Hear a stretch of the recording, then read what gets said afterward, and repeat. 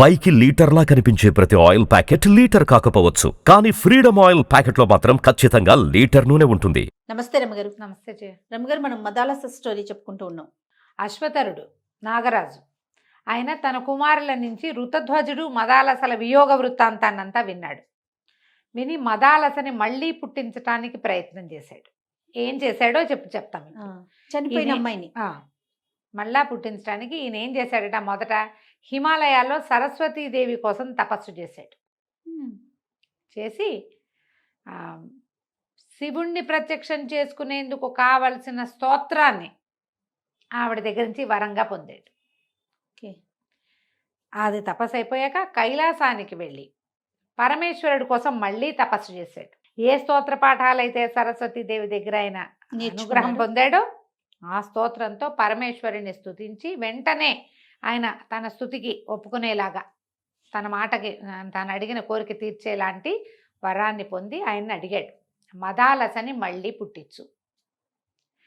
ఏ రూపంతో ఏ వయసులో ఏ జ్ఞానంతో చనిపోయిందో అదే వయసు అదే రూపం అదే జ్ఞానంతో పూర్వజన్మ స్మృతితోటి మహాయోగినిగా ఉండేటువంటి ఆలోచన విధానంతో ఆత్మజ్ఞానం కలిగిన స్త్రీగా నాకు పుట్టించు, నాకు కూతురుగా జన్మనిచ్చేందుకు అవకాశాన్ని ఇవ్వు అని అడిగితే పరమేశ్వరుడు తథాస్తు అన్నాడు.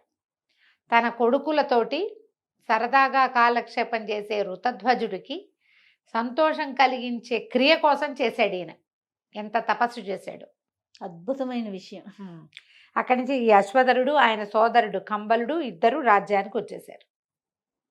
వచ్చాక ఆయన ఏం చేశాడు, పాతాళ లోకానికి వెళ్ళి పితృతర్పణం చేసి మధ్యమ పిండం, 3 పిండాలు పెడతారు, మధ్యమ పిండాన్ని భుజించాడట. ఆయన 5 తలలవాడు. ఆయన మధ్య శిరస్సులోంచి వచ్చినటువంటి మధ్యమ ఫణంలోంచి వచ్చిన ఒక నిట్టూర్పు ద్వారా మదాలస బయటపడింది. ఏ రూపంతో చనిపోయిందో, ఏ తెలివిడితో చనిపోయిందో అదే స్వరూపంతో ఆమెను పుట్టించాడు అతను. పరమేశ్వరుని అనుగ్రహం వల్ల ఆమెను సేవించి, అమ్మా నీ భర్తతో నేను కలుపుతాను, నువ్వు ఇక్కడ రహస్యంగా ఉండు, నువ్వు ఉన్నట్టు ఎవరికీ తెలియదని ఒక మందిరంలో ప్రవేశపెట్టాడు. బోళంతమంది సఖీ జనాన్ని ఏర్పరిచాడు. కుమారులిద్దరిని పంపించి ఋతధ్వజుడిని పిలిపించి, ఋతధ్వజుడు వచ్చాడు. వస్తే చక్కగా ఆయన్ని సేవించాడు. ఆయనకు నమస్కారం చేసి అనేక ఆశీర్వచనాలు ఇచ్చాడు. భోజనానికి కూర్చోబెట్టారు. నీకు ఏ కోరిక చెప్పు, నీకేం కావాలో అడుగు, నేను ఇస్తానంటే, నాకేం కావాలి, నాకు ఏ కోరికలు లేవు, మా తండ్రి రాజ్యం చేస్తున్నాడు, మా తండ్రి బాహువులనే మర్రి చెట్టు కింద విశ్రాంతిగా ఉన్నాను, నేను ఏమీ లేవు నా కోరికలు అంటే ఎంకరేజ్ చేశారు బాగా. ఎంకరేజ్ చేయగా అప్పుడు మదాలసను చూడాలని ఉంది అని బయటపడ్డాడు. ఈయన అన్నాడు, అయ్యా మదాలసను చూడాలంటే ఏదో మహాద్భుతం జరగాలి, ఏదైనా శాంబరీ మాయతోటి చూడాలి మనం. అంటే ఏదైనా ఒక క్షుద్ర ప్రయోగంతో చనిపోయిన వ్యక్తిని చూడగలుగుతాం మనం. అంటే ఇతను కొంచెం సిగ్గుబడి, మాయ అయినా సరే మళ్ళీ మదాలసను ఒకసారి చూడాలని ఉంది నాకు అంటే, సరే ఏం చేశారు, తీసుకెళ్ళి అంతఃపుర ప్రవేశం చేయించారు. ఆ మదాలస అక్కడ నిలబడి ఉంది. నిర్ఘాంతపోయాడు ఇతను. ఏ స్వరూపంతో చచ్చిపోయిందో అలాగే ఉంది. పరిగెత్తుకుంటూ వెళ్ళాడు దగ్గరికి. ముట్టుకోవద్దు మాయ అని కేకలు పెట్టారు వీళ్ళు వెనక నుంచి. మాయమైపోతుంది, ముట్టుకోకూడదు, మాయతోటి కనపడుతోంది అని చెప్పారు. చెప్తే ఆ ఉద్వేగాన్ని తట్టుకోలేక స్పృహ తప్పి పడిపోయాడు. ఇప్పుడు ఏదో కనపడింది, కావలించుకుందామనిపిస్తుంది సహజంగా కదా, సహజం, మనకైనా జరిగేదే అది. దాంతో తన మళ్ళీ స్పృహ తెప్పించి, మేము నిన్ను వేళాకోళం చేశాను నాయన, ఇదిగో మదాలస అని ఆమె చేయి అతని చేతిలో పెట్టారు. మహాద్భుత సౌందర్యవతైన మదాలస ఏ రూపంతో, ఎలాంటి బుద్ధితో, ఎలాంటి జ్ఞానంతో మరణించిందో అదే స్వరూపంతో పుట్టి దాంతోపాటుగా ఆత్మజ్ఞానాన్ని కలిగి ఉన్న స్త్రీగా ఇతనికి లభించింది. మళ్ళీ మదాలసను తెచ్చుకున్నాడు. ఆయన భూలోకంలో ఆమెను చూసి ఎంత ఆశ్చర్యపోయారో. అశ్వతరుణ్ణి వేనోళ్ళ శ్లాఘించారు, పొగిడారు. రాకుమారుడి కోరికని, సంతోషాన్ని ఈ రకంగా సరిపెట్టినటువంటి నాగులకి విపరీతమైన వైభవాలు జరిపారట. వాళ్ళ వల్ల ఇది జరిగింది అంతే కదా. అతను ఎంతో సంతోషంగా ఉన్నాడు. శత్రుజిత్తు గారు రాజ్యాన్ని విడిచి కుమారుణ్ణి రాజుని చేశాడు. చాలా కాలం మదాలసతో సంతోషంగా ఉన్నాడు వృత్తధ్వజుడు. అయితే ఏమైంది, కొంతకాలానికి మదాలస గర్భవతి అయింది. ఆమెకొక కుమారుడు కలిగాడు. అయితే రాజుగారు విక్రాంతుడు అని పేరు పెట్టాడు పిల్లవాడికి. నవ్విందిట ఆవిడ, మదాలస నవ్వింది. అక్కడి నుంచి పిల్లవాడిని ఆత్మజ్ఞానంతో ఉయ్యాలుడు చెప్పేది ఎంతసేపు, నువ్వు వ్యాపివి, ఎక్కడైనా ఉంటావు. ఇవాళ ఈ రూపంలో ఉన్నావు, రేపు ఇంకో రూపంలో ఉంటావు. అలాంటి జోలపాటలే పాడేది. ఎవరివాడు ఈ జీవుడు, ఎవరికి ఏమవును ఈ జీవుడు లాంటి ఉయ్యాల పాటలు పాడేది. మెల్లిగా పెరుగుతుంటే పిల్లవాడికి తెలుస్తోంది, ఇది నేను కాదు, ఇది నాది కాదు, రేపు నేను ఇక్కడ ఉండను. అలాంటి జ్ఞానం ఆమెకి, ఏ ఆత్మజ్ఞానం ఉందో పిల్లవాడికి అది అలవడింది. వాడికి ఇహ మీద ఏ ఆసక్తి లేకుండా అయ్యాడు. ఇంకొంతకాలానికి రెండోసారి కూడా కుమారుడే కలిగాడు. వీడికి సుబాహు అని పేరు పెట్టాడు రాజు. అప్పుడు కూడా నవ్వింది మదాలస. వాడికి కూడా ఆత్మజ్ఞాన బోధ చేసింది. వాడు సంసారం మీద ఆసక్తి లేకుండా అయిపోయాడు. మూడోసారి మళ్ళీ కుమారుడు కలిగాడు. వీడికి అరిమర్దనుడు అని పేరు పెట్టారు. రాజుగారు పెట్టుకుంటున్నాడు పేర్లు, వీడు మళ్ళీ నవ్వింది. మళ్ళా వీడికి కూడా ఆత్మజ్ఞాన బోధే చేసింది. నాలుగోసారి మళ్ళీ కుమారుడు కలిగినప్పుడు రాజు అన్నాడు, నేను ఏ పేరు పెట్టినా నవ్వుతావు, వాళ్ళని సంసారానికి పనికి రాకుండా చేస్తున్నావు, వీడికి నువ్వే పెట్టు పేరు. వీడినైనా ఈ సంసారానికి సరిపడా చదివేదన్నా చెప్పు పిల్లవాడికి, ఈ ఆత్మజ్ఞానాన్ని పక్కకు పెట్టేవాడు రాజు అవ్వాలి అని గట్టిగా చెప్పాడు. చెప్తే ఆవిడ నవ్వి ఏం చెప్పింది, నువ్వు పేరు పెట్టిన పేర్లే అసంబద్ధమైనవి. విక్రాంతుడు అంటావు, సుబాహు అంటావు, అరిమర్దనుడు అంటావు. జీవుడు శాశ్వతమైన వాడు. వాడు ఇవాళ ఈ శరీరంలో ఉంటాడు, రేపు ఇంకో శరీరం, ఈ చొక్కా విప్పి ఇంకో చొక్కా వేసుకుంటాడు. వాడు అదేదో అయిపోవాలని చేయకూడదు. సరే వీడికి పేరు పెడతాని అలర్కుడు అని పేరు పెట్టింది. రాజుకు పిచ్చి కోపం వచ్చింది. అలర్కుడు ఒక పేరా? అలర్కుడు, అలర్క శబ్దానికి కరెక్ట్ అర్థం పిచ్చి కుక్కని, వెర్రి కుక్క. ఇట్లాంటి పేరు పెడతావా నా కొడుకు అన్నాడు. అంతే, ఆత్మజ్ఞానం లేనివాడు వెర్రి కుక్క కాకపోతే ఏముంది? వీడికి జ్ఞానం లేదు, జ్ఞానశూన్యుడు. మనం ఎక్కడి నుంచి వచ్చాము, ఎక్కడికి వెళ్తాం, ఏమవుతాం, మనం ఏమిటి అనేది తెలియని వాడు వెర్రి కుక్కతో సమానం. అందుకే అలర్కుడు పేరు పెట్టాను. వీడికి ఆత్మజ్ఞాన బోధ ఆమె చేయల. అలర్కుడు చక్కగా మామూలు రాజకుమారుల్లాగా పెరిగాడు. ఈమె ముందు పుట్టిన కుమారులు ముగ్గురు, విక్రాంతుడు, సుబాహువు, అరిమర్దనుడు సర్వసంగ పరిత్యాగులే బయటికి వెళ్ళిపోయారు. వాళ్ళు ఇక్కడ లేరు. ఓహో. ఈ అలర్కుడే యువరాజుగా ఉన్నాడు.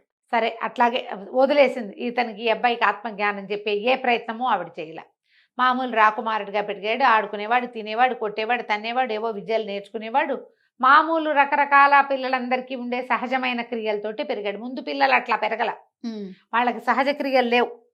వాళ్ళు కొంచెం పెద్దవాళ్ళుగా ప్రవర్తించేవాళ్ళు. అంటే ఏమనాలి, లోపల ఆత్మబోధ ఉన్నది వాళ్ళకి. తండ్రి తల్లి ఎట్లా బోధించింది కదా, వీడికి బోధ లేదు.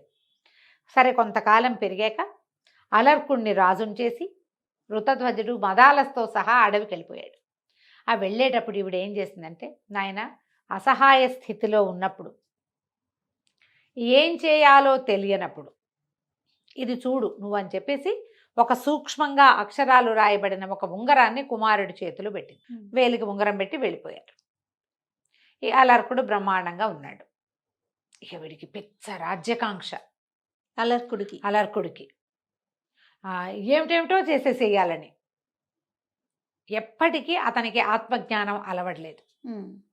ఇక ఇట్లా జరిగేసరికల్లా ఏమైంది, ఇతనికి ముందు ముగ్గురు అన్నయ్యలు ఉన్నారు కదా. ఎవరెవరున్నారు? విక్రాంతుడు, సుబాహువు, అరిమర్దనుడు. ఇందులో సుబాహు అన్నవాడు ఏం చేశాడంటే, సుబాహు అన్నాడు కాశీరాజు దగ్గరికి వెళ్ళాడు. ఈ తన తమ్ముడు ఇట్లా ఆ జ్ఞానిగా లేకుండా కేవలము ఈ ప్రాకృతమైన వ్యవహారాల కోసమే, మెటీరియలిస్టిక్ థింగ్స్ కోసమే ప్రయత్నం చేస్తున్నాడు. ఒక రాజుగా ఎలా ఉండాలో అంటే మనిషిగా ప్రవర్తిస్తున్నాడు, కానీ మదాలస గర్భ సంభూతుడైన వాడు చేయవలసింది కాదు ఇది. ఆవిడ వీళ్ళు పుట్టేనాటికే ఆత్మజ్ఞానం కలిగి ఉంది. మేము ముగ్గురం ఒకలా ఉంటే వీడు ఇంకోలా ఉన్నాడు. కొంతకాలం ఉండి కొన్నాళ్ళకైనా వదిలిపెట్టేయాలి, సంఘం వదిలిపెట్టాలి. సర్వసంగ పరిత్యాగులు కాకపోయినా సంఘత్యాగిగా అయినా ఉండాలి. వీడికి సంఘం పోవడం లేదు. అందుకని ఏం చేశాడు, కాశీరాజు దగ్గరికి వెళ్ళి, మా రాజ్యం 4 వాటాలు కదా, మా తమ్ముడు మా వాటా కొట్టేశాడు, మొత్తం అంతా వాడే రాజ్యం చేసుకుంటున్నాడు కాబట్టి నా వాటాని నాకు ఇప్పించవలసిందే అని కాశీరాజుని ఒక ఇరుకున పెట్టి అడిగాడు. కాశీరాజు ఏం చేశాడు? అలర్కుడి మీద యుద్ధానికి వచ్చాడు. వాటా ఇప్పించడానికి సహాయం అట్లా చేసి వాళ్ళు అప్పట్లో అదే మీకోసం మేమెందుకు చావాలి అది అలా అనేవాళ్ళు కాదు. సహాయం కోరి వెళ్తే సహాయం చేసేవారు. చేసేవాళ్ళు. బోలెడు యుద్ధం జరిగింది. అలర్కుడిని వాయి తీసి వదిలిపెట్టారు వాళ్ళు. మామూలుగా జరగల. ఏం చేయాలో తెలియల. పొగరు కాస్త అణిగింది. జీవితం పట్ల భయం వచ్చింది. తను ఏదో చేయకూడని పని చేసినట్టు తెలుస్తోంది. అదేమిటో తెలియటల్లా. అప్పుడు ఈ ఉంగరం చూసి గుర్తు చేసుకున్నాడు. అమ్మ ఏదో చెప్పిందని ఆ ఉంగరంలో ఉన్న అక్షరాలను ఒక గ్లాసు ఇది తెప్పించి పెద్దవిగా కనపడేటట్టుగా అందులో చదువుకున్నాడు. చదివితే ఆత్మజ్ఞాని కావాలని ప్రతివాడు సంఘాన్ని వదిలిపెట్టాలని రాసింది. అప్పుడు ఇతనికి కొంత బోధ కలిగి ఇలా ఎందుకు జరిగిందోనని ఆలోచించి దత్తాత్రేయుల వారిని ఆశ్రయించాడు. ఆశ్రయిస్తే ఆయన ఇతనికి జ్ఞానబోధ చేశారు. ప్రతి వాళ్ళని సర్వసంగ పరిత్యాగులైపోమని కాదు మదాలస కథకు అర్థం. ఇప్పుడు అది లేనిదే కుదరదన్న ధోరణి మానేయాలి. అది నాదేనన్న ఆలోచన తగ్గించుకోవాలి. నువ్వు కర్మలు చేయాలి కానీ దాని ఫలితం కోసం చూడకూడదు. అంతే కదా. దాంతో ఈ దత్తాత్రేయుల వారు ఇతనికి జ్ఞానబోధ చేశారు. అది ఒక 7-8 పేజీల వ్యవహారం. మెల్లిగా ఇతనికి లోపలికి సింక్ అయింది. అది కాశీరాజును కలుసుకుని నేనిక యుద్ధం చెయ్యను, నా రాజ్యాన్ని నువ్వు స్వీకరించు, నేను అడవికి వెళ్ళిపోదలుచుకున్నాను అని చెప్పాడు. చెప్పేసరికి కాశీరాజు అన్నాడు, ఇలాంటి మార్పు ఎలా వచ్చింది నీకు అని అడిగాడు. ఇంత యుద్ధం చేసావు, అంతకుముందు బోళ్ళని యుద్ధాలు చేసి బోళ్ళంత రాజ్యాన్ని పెంచావు, ఎంతోమంది చావులకి కారణమయ్యావు అనవసరంగా. ఎలా వచ్చిందంటే నాకు దత్తాత్రేయుల వారి అనుగ్రహం లభించింది, ఆత్మజ్ఞానం లభించింది కాబట్టి నేను ఇక యుద్ధం చేయను, ఇది నాది కాదు తీసేసుకోమన్నాడు. ఈ కాశీరాజు ఏం చేశాడు? సుబాహుని పిలిచి అయ్యా మీ రాజ్యం మీరు తీసుకోండి, మీ తమ్ముడు వెళ్ళిపోతున్నాడు అడవికి అని చెప్పాడు. చెప్పేసరికి సుబాహు అన్నాడు, నాకెందుకు రాజ్యం, మరి నన్నెందుకు పంపించారండి ఇక్కడికి అన్నాడు. మా తమ్ముడికి జ్ఞానబోధ కలిగించడానికి. వాడు ఏనాడు ఆ ఉంగరం తెరిచి చూడలా, ఆలోచనే లేదు. ఎప్పుడు మనకి వేదాంతం ఎప్పుడు వస్తుంది? సమస్య వచ్చినప్పుడే. ఇప్పుడు వాడికి సమస్య తెప్పించాలని నేను వాడి మీదకి పంపించా అంతే. నాకెందుకు రాజ్యం, నేను ఏనాడో వెళ్ళిపోయా, రాజ్యం మీద ఆసక్తితోటి చేయలేదు, నీకు కావాలంటే ఏలుకో, లేకపోతే మా తమ్ముడి కుమారులు ఎవరైనా ఉంటే వాళ్ళకి ఇచ్చేసి. కాశీరాజు నాకెందుకండి ఇది, నాకు అక్కర్లా, ఇంకా మేము పూర్తిగా గెలవలా, అతను దెబ్బలు తిన్నాడు అంతే, నాకు అక్కర్లేదు. ఇప్పుడు మీరు సొంత రాజ్యపు ఓనరేమో ఇచ్చేస్తాడా, హక్కుదారుడేమో నాకెందుకంటాడా, నాకు మాత్రం ఎందుకు, నాకేం హక్కు ఉంది? మీ తండ్రి సంపాదించిన రాజ్యం, మీ తమ్ముడు పెంచిన రాజ్యం, ఇది మీ తాతలది, నేనెందుకు తీసుకుంటా, నాకు అక్కర్లేదని వెళ్ళిపోయాడు. ఆయన కూడా జ్ఞానం చూడండి, ఆయన కూడా జ్ఞానం వచ్చింది. ఎందుకంటే దత్తాత్రేయుల వారి బోధ విన్నాడు, అలర్కుడి బోధ విన్నాడు, ఈ సుబాహు బోధ విన్నాడు. కాశీరాజు వెళ్ళిపోయాడు వెనక్కి. అప్పుడు అలర్కుడు తన కుమారుడికి పట్టాభిషేకం చేసి అడవికి వెళ్ళిపోయాడు. ఇది మదాలస వృత్తాంతం. ఎంత బాగుంది. ఆమె మరణించి మళ్ళీ జీవించాక ఆమెని మళ్ళీ కన్న తండ్రి ఈమెని మహాయోగినిగా కోరుకున్నాడు. ఈ మదాలస కథ దొరికితే చదవండి. టీటీడీ వాళ్ళు వేశారు ఈ బుక్ ఎన్నేళ్ల క్రితము, సన్న పుస్తకంలో. ఒకవేళ తిరుమల తిరుపతి వెళ్తే బుక్స్ చూస్తారు కదా, చూస్తుంటారు. మదాలస దొరికితే తెచ్చుకోండి. పావు భగవద్గీతగా భావించండి దాన్ని, 1/4 భగవద్గీత. Okay okay. మదాలస తన కొడుకులకి ఏం పాట పాడిందో, అవి కూడా ఏం చెప్పిందో అందులో ఉంది. ఒకటి దత్తాత్రేయుల వారు అలర్కుడికి ఏం బోధించారో కూడా వివరంగా ఉంటుంది. నేను బ్రీఫ్గా కథే చెప్పా, చక్కగా చదవండి. పిల్లలకి నేర్పించాలి అని మాత్రం అనుకోవద్దండి, పిల్లలకి కాదు, మనకి ముందు మనకు అర్థమయ్యేలాగా చదువుకుంటే చాలా విశేషమైన కథ. తప్పకుండా చదవండి. తప్పకుండా రమ్మగారు. నమస్తే. నమస్తే జయ.